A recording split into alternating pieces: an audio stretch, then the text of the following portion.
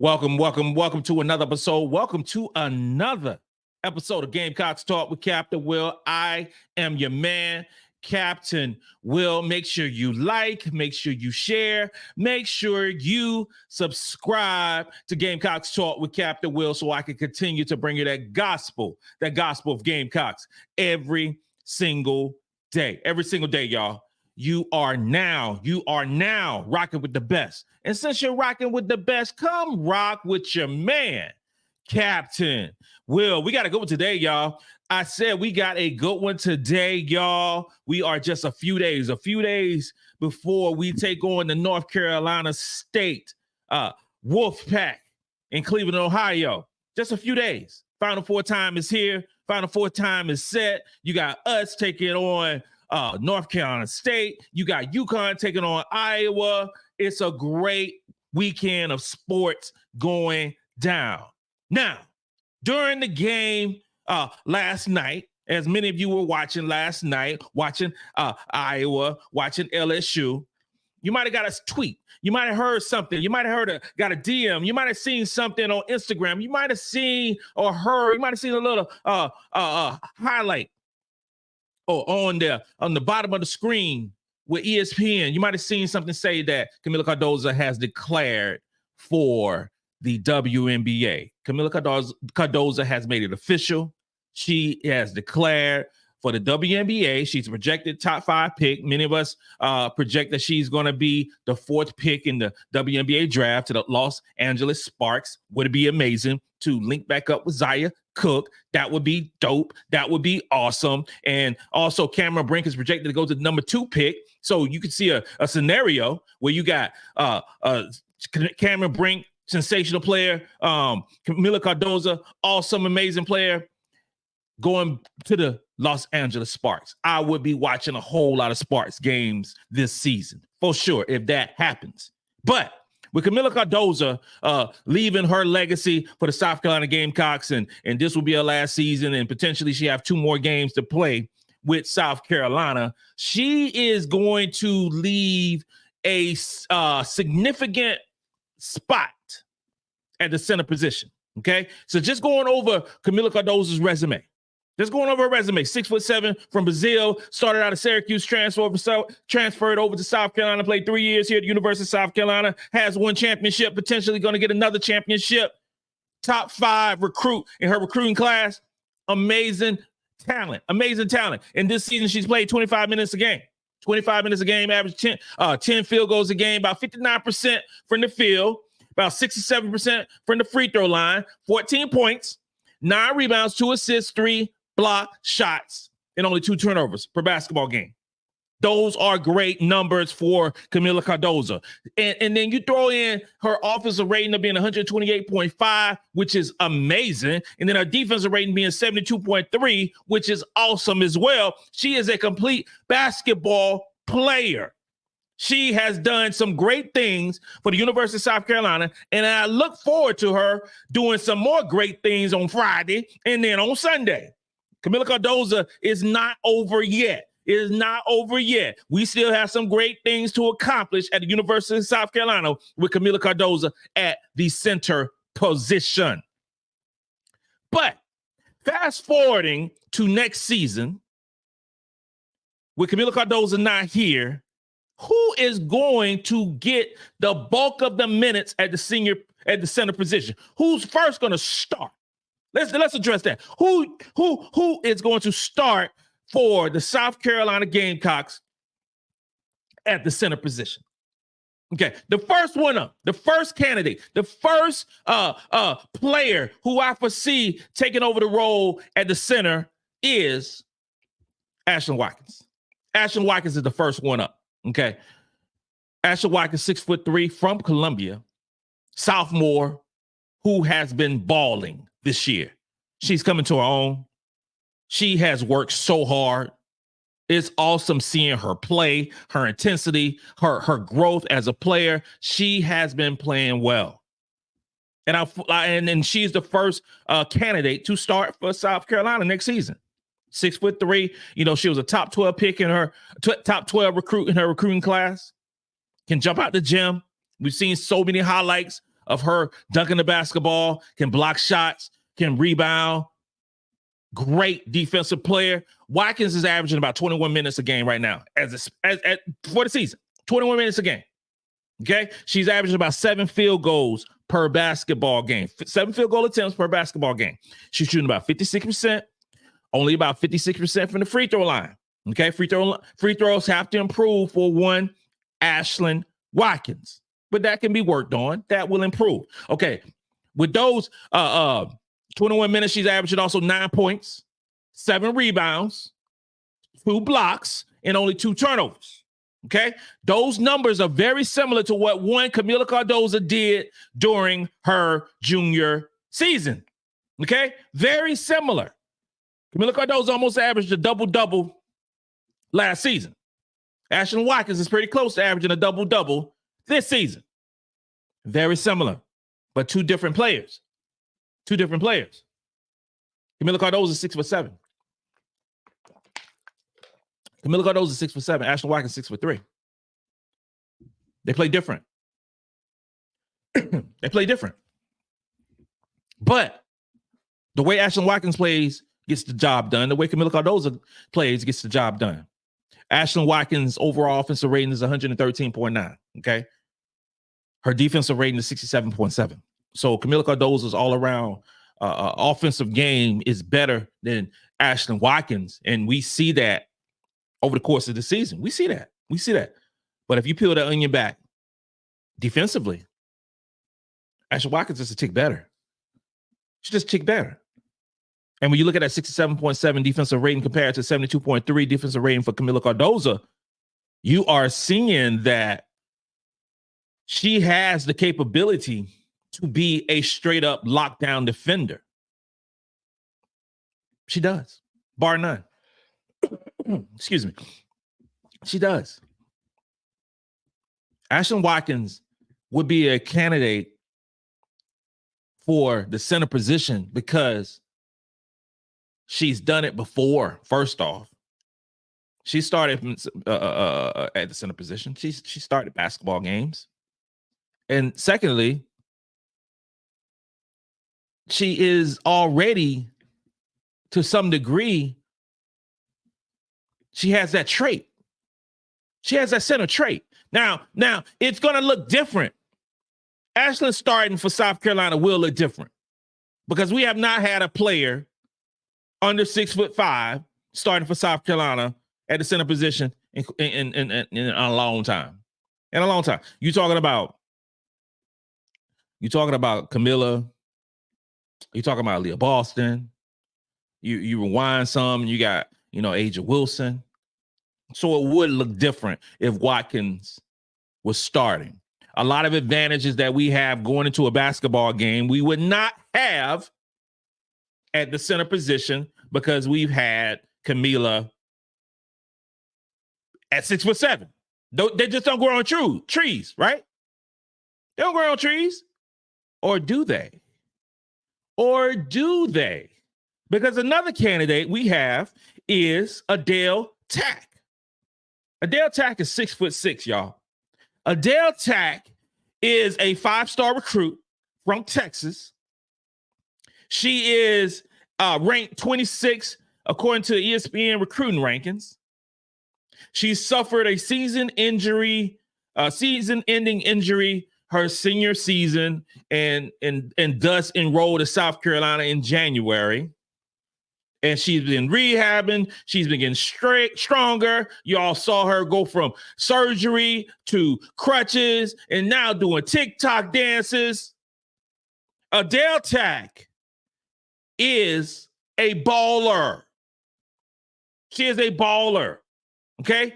One of the top post players in the class of 2024. She would be playing in today's McDonald's All-American game if she was still in school and healthy.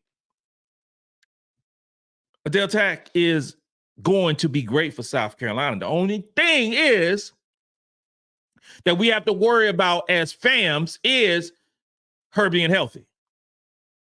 Her being healthy. She's had some bad luck in high school. Hopefully that is just over. It is done. She's a smart individual. She has a awesome presence. She has a great personality. She's a hard worker. She is an intimidator on defense. She can handle the ball. She can block shots. She can rebound. She's everything that we would want in the traditional sense of a South Carolina player at the post position. Okay. Adele Tac is the second candidate potentially to start for South Carolina. If you want to go big, if that's your choice for a freshman to start at the University of South Carolina at the center position, Adele Tac is a candidate. She is a candidate. So we already talked about Ashlyn Watkins. We've talked about Adele Tac. And the third one is Sania Feagin. Sania Feagin is the third candidate to potentially start for South Carolina. Sania Feagin has grown so much over the course of this season. Sania Feagin was a number 4 ranked recruit in the class of 2021. She has improved so much over the offseason into this season. She's got more minutes, averaging about 15 minutes a game, 5 field goal attempts per game, 55% from the field, 68% from the free throw line, 7 points, 4 rebounds. The biggest thing about getting Sania on the court was her defense. Well, y'all saw a transformation this season with Sania Feagin's defense. She has become a stalwart on defense. Her defensive rating is 78.4, which is so good. So good. Her offensive rating is 115. Tick better than Ashlyn Watkins. We already know the skills that Sania Feagin has at in the post. We see the jump hooks. We see the jumper. We see all the plethora of offensive moves that she has. Will Sania Feagin be that starting center for South Carolina in the fall 2024-2025 season? She's going into her senior year. Would that be the case? Would there be a transfer? Would there be a transfer? Somebody who hit the portal and going to transfer in and potentially start for the South Carolina Gamecocks. I've been monitoring the transfer portal. I have. I've been monitoring the transfer portal to see if there's any candidates that could come in and start. You know, and as of April the 2nd, I don't see a player in the transfer portal that could that has the talent, has the ability, has the size, has the strength, has the defensive capability to start for the Gamecocks at the center position. I don't see that. Maybe that'll change. We'll see. But right now, I don't see anyone to come in and start. We could get somebody in the portal to get some minutes, especially if Adele Tac isn't ready to go when the season tips off. That's potential.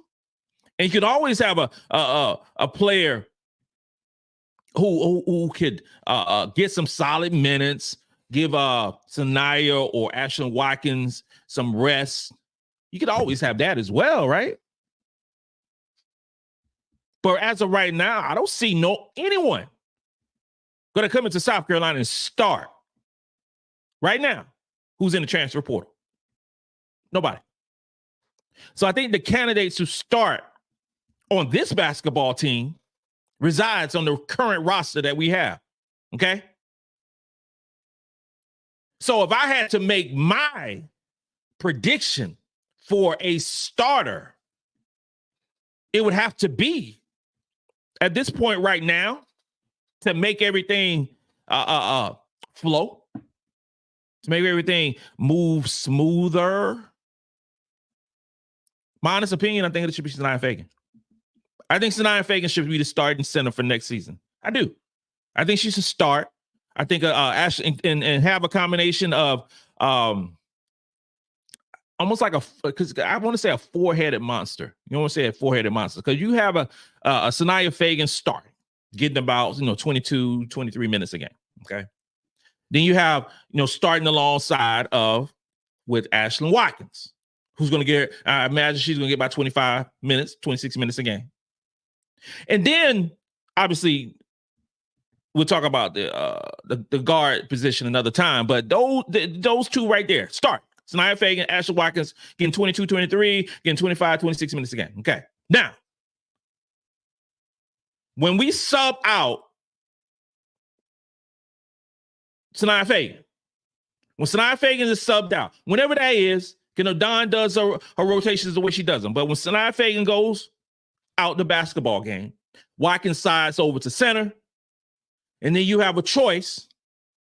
My choice will be Chloe coming in to play with Ashlyn Watkins.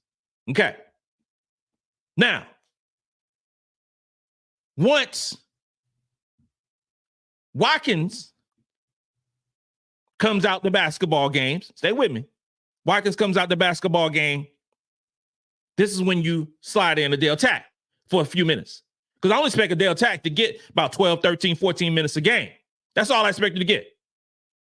Which goes similar to how it was when Kamilla Cardoso was in her first year at South Carolina. She averaged about 13 minutes a game. Got about 5 points, 5 rebounds per basketball game. I expect the same thing for an Adele Tac. She's not going to get a whole bunch of minutes. The bulk of the center minutes will be between Sania Feagin, Ashlyn Watkins. Now, when Adele Tac comes in, I just talked about Ashlyn Watkins going out. So you got Ashlyn Watkins and Chloe Kitts at the same time, right? Okay. Once Chloe comes out the basketball game, you slide Joyce Edwards into the basketball game. Yeah, the number 2 ranked recruit who will be number 1 before the season ends, playing in the McDonald's All-American game today at 6:30. Yeah, her. But not with Adele Tac, because then Adele Tac comes out the game. Then you slide in Sania Feagin. It's so many different scenarios, so many different combinations that Carolina is going to have next season with Kamilla Cardoso gone. Different. Everything is going to be different. But everything's still going to be very, very good. If you were to start Watkins at the center position, I would probably have Chloe at the power forward position. There's going to be some scenarios where Watkins comes in and plays backup center, power forward. Chloe coming in playing power forward. But you're still going to see a scenario where Watkins is playing the power forward position, playing the center position, much like she's did this season. Okay? Joyce Edwards going to get burned. She's going to get some run. How many minutes? I don't know. Those things will be decided this summer. Okay? Will she get burned like MiLaysia Fulwiley is getting burned this season? Still averaging about 18, 19 minutes a game. Would that be Joyce Edwards in her freshman campaign? I don't know.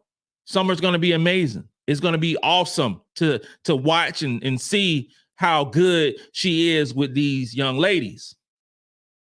But if I'm a betting man, and y'all already know I am, so I would bet that Feagin will be the starter. Watkins going to be the power forward. And we continue to see some mixing and matching to maintaining the center position, but while also keeping the combination and the fluidity and the movement at the power forward position. It's going to be interesting to see for the South Carolina Gamecocks as we move forward next season. It's going to be fun. It's going to be fun. This summer's going to be fun. And I say it's going to be fun because that's when the summer hype starts, and you start hearing stuff at the summer workouts and the practices and all those different things, like who's handling who's doing this, who stepped up, who has made a substantial growth during the offseason. How good is Adele Tac? How good is Joyce Edwards? Those things we will find out during the summer in the post position. It's going to be so much fun. At the end of the day, I mentioned for the past month, I believe that next year's squad is going to be better than this year's squad, and this year's squad is in the Final Four. It has the potential to go undefeated and win the championship. So I say those things. I say those predictions because everybody on the squad right now will become better during the offseason. The workouts, working out with Molly, stronger, faster, put on some weight. Yes, Chloe will put on more weight and get stronger. Yes, she will. But the addition, sometimes I think about it, addition, subtraction of a player, the capabilities of a Kamilla Cardoso, but also adding a Joyce and a Adele Tac at the post position, while also Chloe and Ashlyn and Sania getting better. I think it just cancels out. Not only does it cancel out, but I think it just tips our talent level over what we are right now. I mean, I feel that way. What if Joyce Edwards is a star? What if she's a straight up star and the hype is real?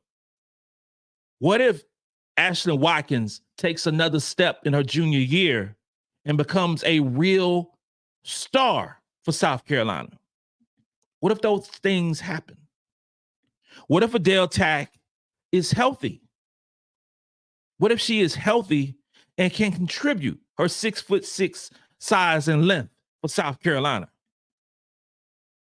Our post position is fine. Kamilla Cardoso was and still is a dominant player in college basketball, and we'll be talking about her a lot during the WNBA season.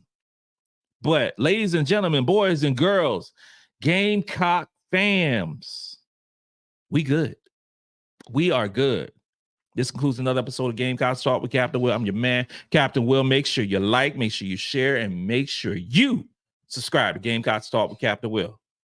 You are now rocking with the best. And since you're rocking with the best, come rock with your man, Captain Will. Let's go. Let's go. 50% of Americans are deficient in vitamin A, vitamin C, and magnesium. 50% of the general population is vitamin D deficient, regardless of your age. Regardless of your age, I take a vitamin D pill once a week. When vitamin D levels are low and the body isn't able to properly absorb calcium and phosphorus, there's an increased risk of bone pain, bone fractures, muscle pain, and muscle weakness, especially for us older folks. I introduce you to a product called Live Good. Live Good will help with your vitamin D, help with the various different vitamins. It will help you become a better you. Check it out down below in the description. Let's all live good.